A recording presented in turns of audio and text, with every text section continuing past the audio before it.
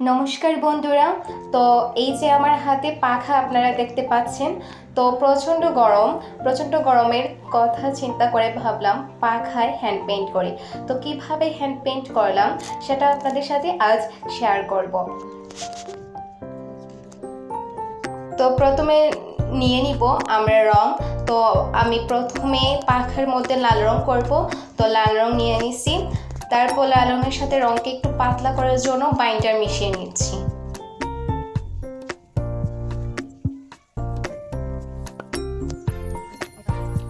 রং পাতলা করা শেষ। এবার আমি এই পাখায় লাল রং করব। তো সারাটা করে নিব, পাখার দুই পাশেই সারাটা জুড়ে লাল রং করে নিব প্রথমে। এই যে আমার দুই পাশে লাল রং করা শেষ।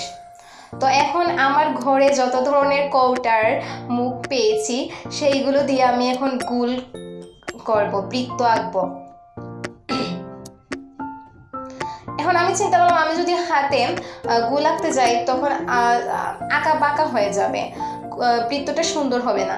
তাই চিন্তা করলাম যে কম্পাস দিয়েও তো এখানে আঁকা যাবে না। তো চিন্তা করলাম যে কৌটার মুখ দিয়ে তারপরে গোল আঁকি, তাইলে কিছু হলেও সমান হবে। আমি আমার মতো ডিজাইন করে নিয়েছি এবং রং করছি। আপনারা আপনাদের মতো ডিজাইন করে নেবেন এবং রং করবেন, এতে কোনো সমস্যা হবে না, বরং আপনাদের পছন্দ মতো পাখা আপনারা তৈরি করতে পারবেন। গরম থেকে একটু প্রশান্তি পাওয়ার জন্য এই পাখাটা কিন্তু অনেক উপযোগী। তাছাড়া যারা নিম্ন মধ্যবিত্ত তাদের জন্য কিন্তু এই পাখাটা ক্রয় করা কিন্তু একটু সহজ হবে।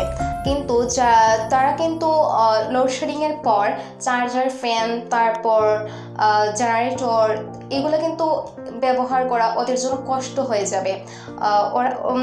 ওনাদের জন্য কিন্তু এইসব ক্রয় করা ব্যয়বহুল হয়ে দাঁড়াবে।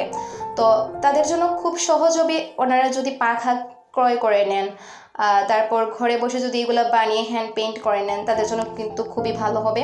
ওনারা বাতাসও নিতে পারবেন সেইখান থেকে। তারপর ঘরের সৌন্দর্যও বৃদ্ধি করবে এই রঙিন পাখাটা। যদি আপনি বিছানার মধ্যে তারপর দেয়ালে আটকে রাখেন তাহলে ঘরের সৌন্দর্যও কিন্তু বৃদ্ধি পাবে। মানে এক কথায় এক দিলে দুই পাখি মারা, এই আর কি। আমি অবশ্য এই বেতের পাখা তৈরি করতে পারি না। আমার দিদিমা ভালো পাখা বানাইতে পারেন বেতের। তো আমি গরমের কথা চিন্তা করে বললাম যে দিদিমা একটা পাখা বানিয়ে দাও। তারপর দিদিমা পাখা বানিয়ে দিলেন। তারপর চিন্তা করলাম যে এখানে হ্যান্ড পেইন্ট করা যাক।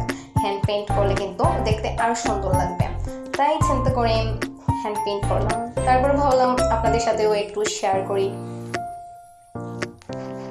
আপনাদের সাথে গল্প করতে করতে দেখুন আমার হ্যান্ড পেইন্ট করা প্রায় শেষ হয়ে গেছে।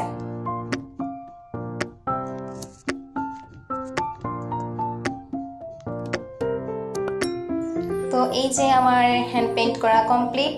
এই যে অনেক সুন্দর দেখতে লাগতেছে। আচ্ছা বলুন তো আপনারা আগে কীরকম পাখাটা দেখেছিলেন আর এখন রং করার পর কীরকম পাখাটা হয়েছে, আপনারাই কমেন্ট বক্সে জানিয়ে দিবেন। আগের থেকে এখন অনেকটা সুন্দর লাগতেছে, তাই না? আগে তো একেবারে সাদামাটা ছিল। এই যে আপনারাও এইভাবে ঘরে বসে পাখা রং করে নিতে পারেন। তো সবাই ভালো থাকুন। ধন্যবাদ সবাইকে। নমস্কার।